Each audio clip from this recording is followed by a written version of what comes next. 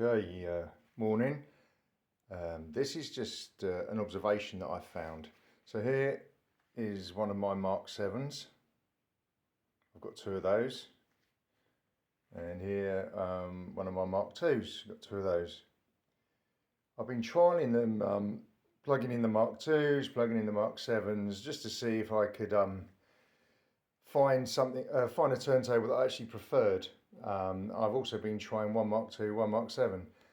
What I've actually noticed is when you're cueing a record or trying to find a cue point, so basically taking it back to try and find the point that you want to start mixing the record in, I've noticed that the MK7, the tone arm, appears to be more stable.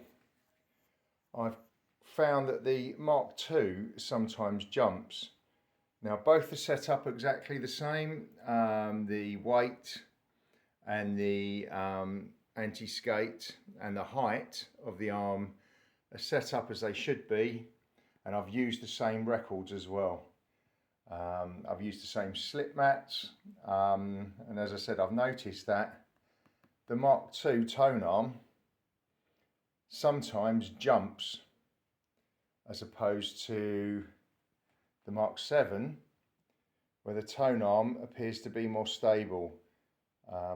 Just as a point of note, I'm using the same cartridge on each turntable, which is just a standard Autophon OM Pro. Nothing special, just your basic DJ cartridge. Not much of a technical test, but just an observation.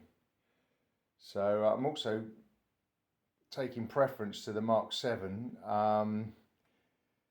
I'm finding them, I don't really know how to say, it's finding them probably more intuitive really with a pitch slider. I'm finding them easier to mix with, which a lot of people would say is not the case, and the MK2 would be.